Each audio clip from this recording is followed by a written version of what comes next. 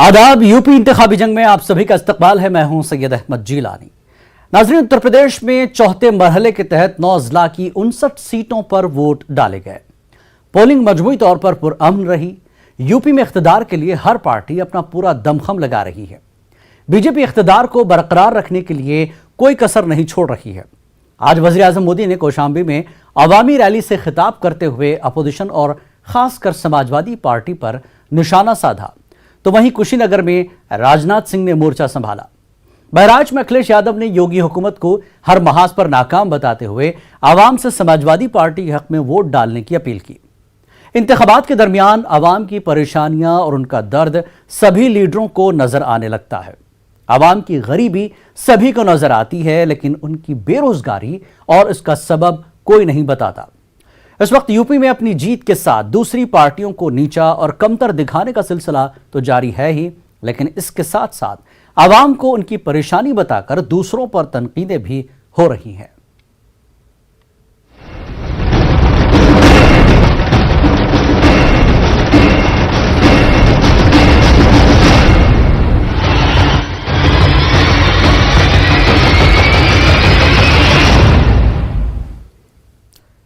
उत्तर प्रदेश में आज चौथे मरहले के तहत 9 अजला की 59 सीटों पर पोलिंग हुई। पोलिंग मजमूई तौर पर पुरअमन रही। इलेक्शन कमीशन के मुताबिक शाम 5 बजे तक 57.5% पोलिंग हुई है। सबसे ज्यादा 62.45% पोलिंग लखीमपुर खीरी में हुई। उन्नाव जिले में सबसे कम 54.12% पोलिंग हुई। इस मरहले के तहत राह दहिंदगान ने 624 उम्मीदवारों की किस्मत का फैसला ईवीएम में कैद कर दिया, जिनमें कई कद्दावर लीडरान शामिल हैं।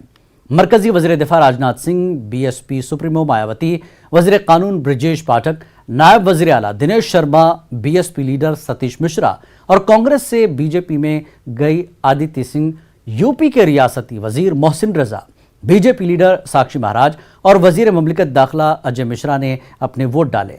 आज जिन 9 अजला के 59 सीटों पर वोटिंग हुई, उनमें 7 जिला अवध इलाके से ताल्लुक रखते हैं, जबकि रोहिलखंड के जिले पीलीभीत और बुंदेलखंड के बांदा जिले में भी चौथे मरहले के तहत वोट डाले गए। इनमें 2017 में 51 सीटों पर बीजेपी ने जीत दर्ज की थी। बीजेपी की हलीफ अपना दल ने 1, जबकि समाजवादी पार्टी ने 4 सीटों पर जीत दर्ज की थी। कांग्रेस और बहुजन समाज पार्टी को 2-2 सीटें मिली थी। उत्तर प्रदेश में बीजेपी, समाजवादी, बीएसपी और कांग्रेस के बीच चौतरफा मुकाबला है।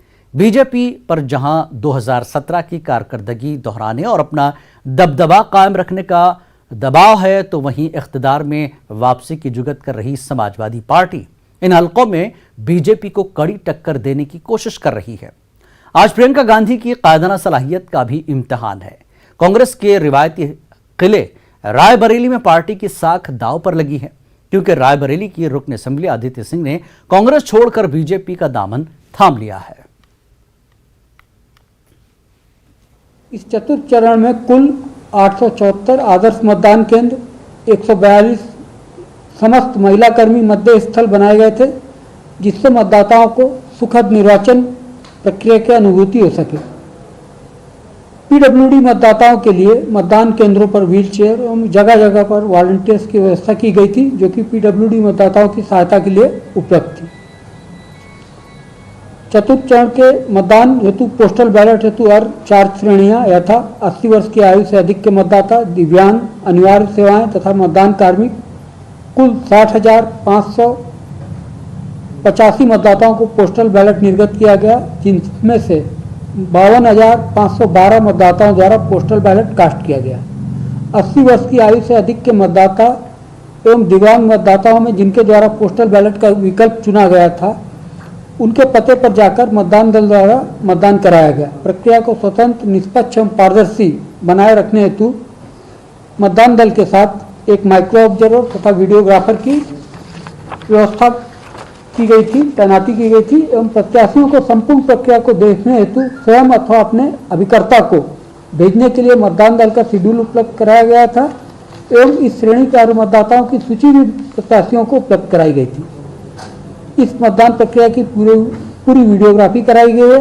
उपरोक्त के अतिरिक्त कुल 23,485 सेवा मतदाताओं को भी रिटर्निंग ऑफिसर द्वारा इलेक्ट्रॉनिक माध्यम से ईटीपीबीएस पोस्टल बैलेट का प्रेषण किया गया। चतुर्थ चरण के निर्वाचन में कुल 59 विधानसभा क्षेत्रों में 624 प्रत्याशी मैदान में हैं, जिनमें से 91 महिला प्रत्याशी हैं। उपरोक्त में से विधानसभा क्षेत्र 145 महोली तथा 154 सवायतपुर से अधिकतम 15 प्रत्याशी एवं 137 पलिया तथा 150 सेवता से न्यूनतम 6 प्रत्याशी मैदान में हैं। उपचुनाव में कुल 24,643 मतदेय स्थल तथा 13,817 मतदान केंद्र थे। कोविड-19 के दृष्टिगत भारत निर्वाचन आयोग द्वारा मतदेय स्थलों पर मतदाताओं की अधिकतम संख्या 1,250 तक रखने के निर्देश दिए गए थे। सभी मतदेय स्थलों पर रैंप, शौचालय तथा पीने के पानी की व्यवस्था सुनिश्चित कराई गई थी।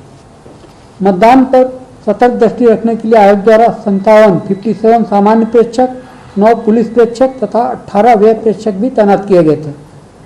उक्त के अतिरिक्त 1,712 sector magistrate, 210 zonal magistrate, 105 static magistrate तथा 3,110 माइक्रो ऑब्जर्वर भी तैनात किए गए थे। उपरोक्त के अतिरिक्त भारत निर्वाचन आयोग द्वारा राज्य स्तर पर एक वरिष्ठ सामान्य प्रेक्षक, एक वरिष्ठ पुलिस प्रेक्षक तथा 2 वरिष्ठ व्यय प्रेक्षक भी तैनात किए गए थे, जिनके द्वारा क्षेत्र में रहकर संपूर्ण निर्वाचन प्रक्रिया का परीक्षण किया गया। निर्वाचन की घोषणा के दिनांक से चतुर्थ चरण के 9 जनपदों में कुल 6.85 करोड़ नगद तथा 3.76 लाख लीटर शराब की बरामदगी हुई है, जिसके संबंध में विधिक कार्रवाई की जा रही है। Flying squad, static surveillance team एवं अन्य के द्वारा कुल 503 प्रकरण आदर्श चुनाव संहिता के उल्लंघन हेतु दर्ज किए गए, जिन पर विधिक कार्रवाई की जा रही है। भारत निर्वाचन आयोग के दिशा निर्देशन में सफलतापूर्वक आयोजित चतुर्थ चरण के मतदान हेतु प्रदेश के सभी मतदाताओं, सभी राजनीतिक दलों, निर्वाचन व्यवस्था में लगे सिविल कार्मिक, पुलिस कार्मिक, केंद्रीय रिजर्व बलों के कार्मिक, जिला निर्वाचन अधिकारी, समस्त रिटर्निंग ऑफिसर, निर्वाचन ड्यूटी में लगे अन्य जनपद स्तरीय अधिकारी, कानून व्यवस्था में लगे हुए पुलिस अधिकारी, सभी जनपदों में अन्य प्रदेशों से आए प्रेक्षक, भारत निर्वाचन आयोग के राज्य स्तरीय विशेष प्रेक्षक, मीडिया के सभी सदस्य, जिनके द्वारा पूरी निर्वाचन प्रक्रिया कवर किया गया एवं प्रत्यक्ष अप्रत्यक्ष रूप से सभी ऐसे नागरिक जिनके द्वारा निर्वाचन प्रक्रिया में सहयोग किया गया है, मैं सभी को धन्यवाद ज्ञापित करता हूं। आज पीएम मोदी ने यूपी के कौशाम्बी में अवामी जलसे से खिताब किया और पिछली सरकारों पर निशाना साधा। साथ ही पीएम ने कहा कि 10 मार्च के बाद ये लोग घूमने निकल जाएंगे। पीएम मोदी ने कहा कि गरीबों का राशन पिछली सरकार में गुंडे और माफिया खा जाते थे, जिसे बीजेपी ने दुरुस्त किया और आवाम में राशन तकसीम किया। उनकी सरकार के समय यहां क्या हाल थे, उसको जरा मैं याद कराना चाहता हूं। पहले की सरकारों में राशन की दुकानों से गरीब के लिए भेजा गया अनाज राशन माफिया के पास पहुंच जाता था। दुकान के सामने कब राशन बांटने की तारीख लिखी गई, कब राशन खत्म हो गया, एक गरीब को पता ही नहीं चलता था। गरीब का राशन उसे भी लूट लेते थे। यहां तक कि उनके मंत्री, उनके सांसद, उनके विधायक, ये सारे परिवारवादी टोलियां ये गरीबों का राशन लूटने में शामिल रहते थे। भाजपा सरकार ने गौर परिवारवादियों के इन सारे खेलों का भी द एंड कर दिया है। ये मौसमी नेता 10 मार्च के बाद फिर घूमने निकल जाएंगे।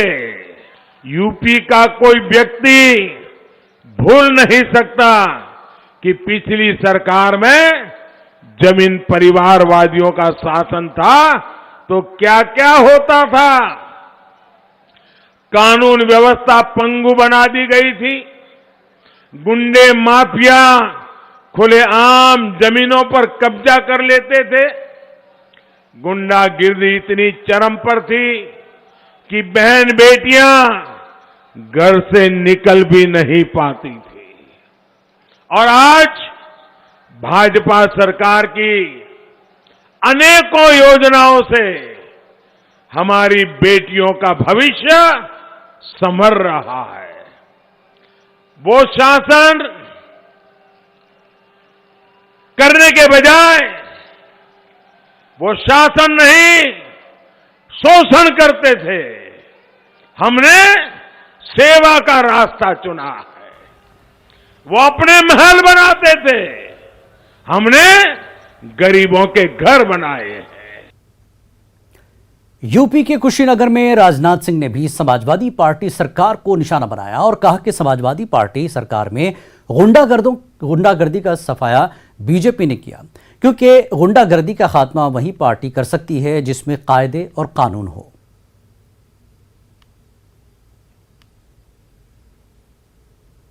समाजवादी पार्टी का भी शासनकाल आप लोगों ने देखा है, क्या हालात होते थे। अराजकता का माहौल था। यहां तक कि बदमाश और जो माफिया हुआ करते थे, बड़े बड़े अधिकारियों के ट्रांसफर चुटकी बजा के करा देते थे। दंगे होना तो आम बात हो गई थी। हथियार लेकर गुंडे और बदमाश इधर उधर घूमते थे। लेकिन बहनों भाइयों, योगी जी की सरकार बनने के बाद सबकी घिघी बंद गई। घिघी का मतलब समझे तो हुआ कि नहीं? तो लोन ये मत समझा कि तो लोन भोजपुरी बोला हम बोली ला।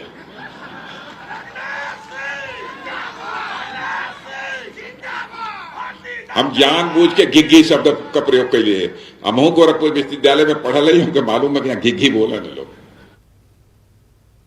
उत्तर प्रदेश के वजीर आला योगी आदित्यनाथ ने अमेठी में जारी इंतखाबी मुहिम के दौरान अवामी रैली से खिताब किया। उन्होंने कहा कि बीजेपी के दौर इख्तियार में उत्तर प्रदेश को तरक्की हासिल हुई है। इस मौके पर उन्होंने समाजवादी पार्टी और बीएसपी को तनकीद का निशाना बनाया। भाइयों बहनों, 2017 के पहले और 2017 के बाद प्रदेश में क्या परिवर्तन हुआ है, वह परिवर्तन आप में से किसी से छुपा हुआ नहीं है। मैं आज तिलोही की जनता को इस बात के लिए बधाई देता हूं कि उन्होंने 2017 में जिन्हें अपना प्रतिनिधि चुना था, आज उनके प्रयासों से आपके तिलोही में आज एक मेडिकल कॉलेज भी मिल गया है। और उस मेडिकल कॉलेज का हम लोगों ने यहां पर बाकायदा शिलान्यास भी किया। समाजवादी पार्टी के एजेंडे में कोई स्थान नहीं है।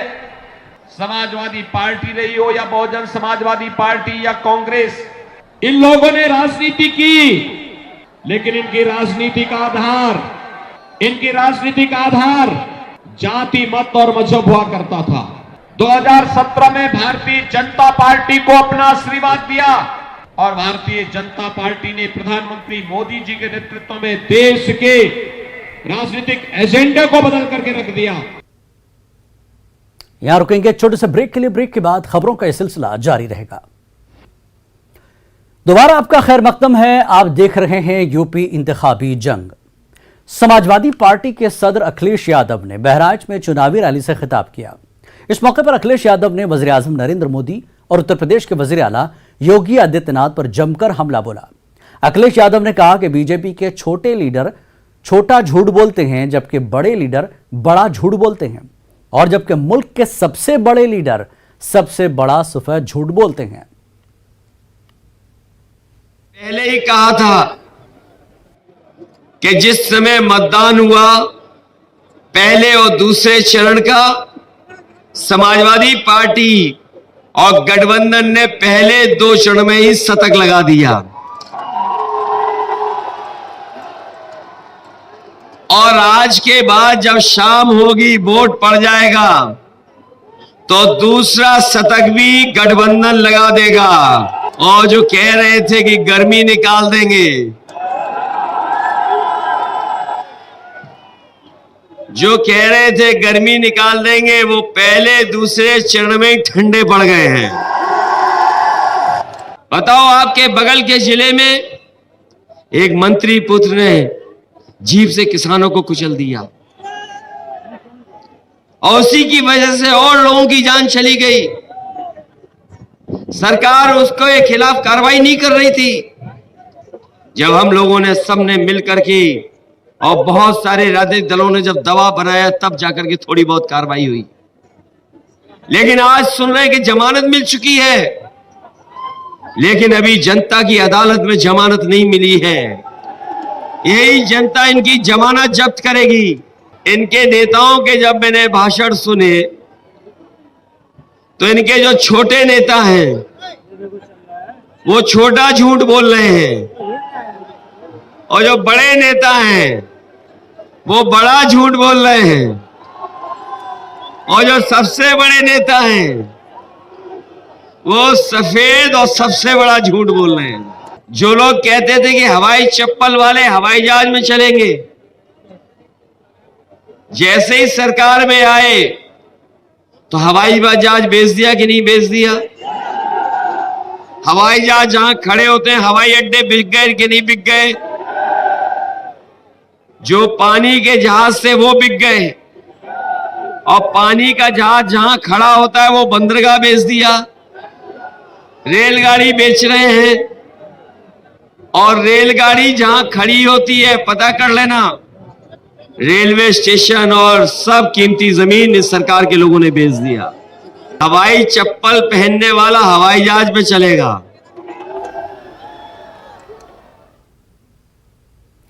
सीपीआईएम की लीडर बृंदा करात ने उत्तर प्रदेश इंतखाबी मुहिम पर रद्दमल दिया। उन्होंने इंतखाबी मुहिम के दौरान बीजेपी लीडरों के बयानात को तनकीद का निशाना बनाया। एक लहर चल रही है इस समय आदित्यनाथ सरकार के खिलाफ। इससे कोई भी बीजेपी लीडर नहीं है जिन्होंने ये सांप्रदायिक भाषण नहीं दिया। अगर आप हार रहे हैं चुनाव में, आप जनता की बातों को एक तरफ रखकर आप धर्म के नाम पर इस प्रकार का विभाजन करने वाली नीति, और इलेक्शन कमीशन चुप बैठी है।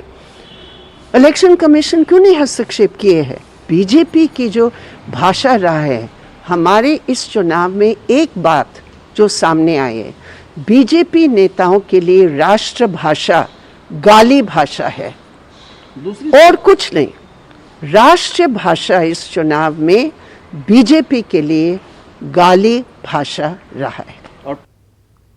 और अमित शाह के दलित और मुसलमानों को बीएसपी का साथ देने वाले बयान पर संभल के दलित मुस्लिम सुरक्षा मंच के रियासती सदर बेगम सिंह भारती ने रद्दमल जाहिर किया। उन्होंने कहा कि अमित शाह को मुबारक हो, उन्होंने ये बात तो मान ली कि बीजेपी हार रही है।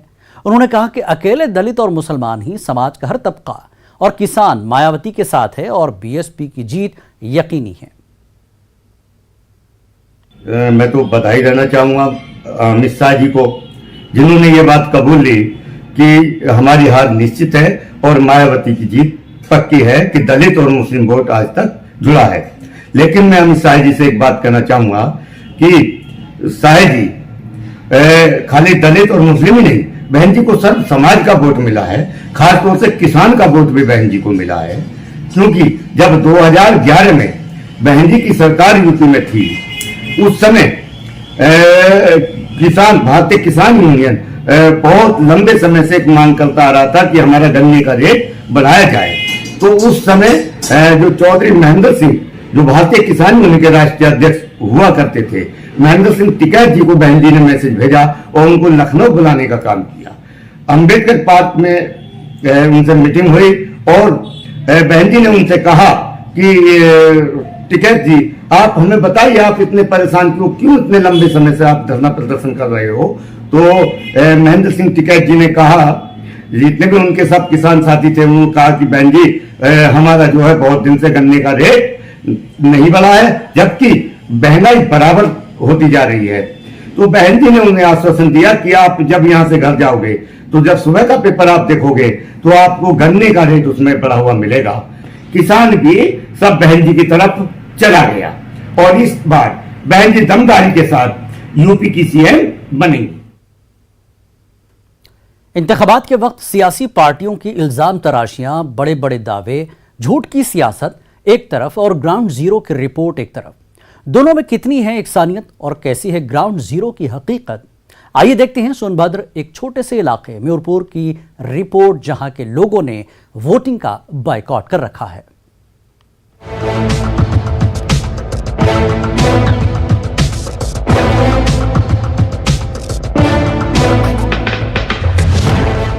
यूपी असेंबली इंतखाबात का दौर दौरा है। सभी पार्टियां अपनी जीत का ताल ठोक रही हैं। कोई अपनी तरक्याती कामों के गुण गा रहा है तो कोई जीत के बाद अवाम से लुभावने वादे कर रहा है।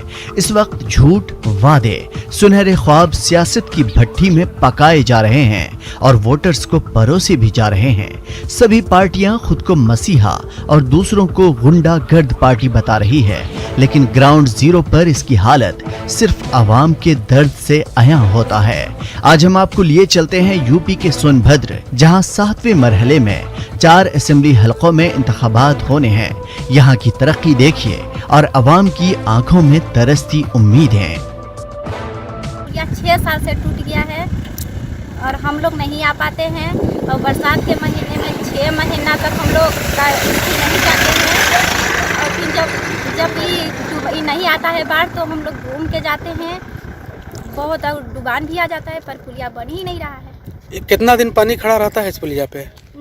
ऐसे लगभग 3-4 महीने। अच्छा, तो स्कूल 4 महीने जाती पाती हो कि नहीं? नहीं। बेरोजगारी, गरीबी, महंगाई और अवाम के सवालात का जवाब शायद किसी के पास नहीं है। सियासी लीडरों के बोल इलाके के हिसाब से बदल जाते हैं। ये सिलसिला इंतखाबात खत्म होने तक जारी रहने की उम्मीद है। सोनभद्र के मयूरपुर में रोजगार और गरीबी की बात तो मत ही सोचिए। आजादी के 70 सालों के बाद भी यहाँ बुनियादी सहूलतों से लोग महरूम हैं। यहाँ के लोगों ने वोटिंग का बायकॉट किया है। इस समय ODF का कार्य चल रहा है, जो कि ग्राम पंचायत पूरे पिंडारी में, और हम लोग इतना दिक्कत परेशानी से नाव के सहारे सीमेंट की बोरी पार कर रहे हैं, और शौचालय, दरवाजा, पाइप, सेट और लेबर मिस्त्री, जो कि आप देख ही रहे हैं, बांस आजकल परसों बना है, नहीं तो लेबर मिस्त्री भी तैर के पार होते हैं। और क्या बोलते हैं, तैर के पार होने के बाद वो जाते हैं काम करने, 11-12 बजे जाते हैं। शाम को भी वही स्थिति है, यदि बाढ़ आ गया तो घूम के फिर मेयरपुर साइड से आते हैं इस साइड। कितना घूमना पड़ता है, कितना किलोमीटर? लगभग मान के चलिए कम से कम 40 किलोमीटर। इंतखाबात के बाद सियासत की दहलीज तक अवाम की रसाई नामुमकिन है। अवाम के पास अभी भी मौका है, वो इस मौके का किस हद तक फायदा उठाते हैं और रियासत की बागडोर किसके सुपुर्द करते हैं, ये 10 मार्च को ही पता चलेगा। Bureau report, news 18 Urdu. UP इंतखाबी जंग में आज फिलहाल इतना ही। कल आपसे फिर होगी मुलाकात। आदाब।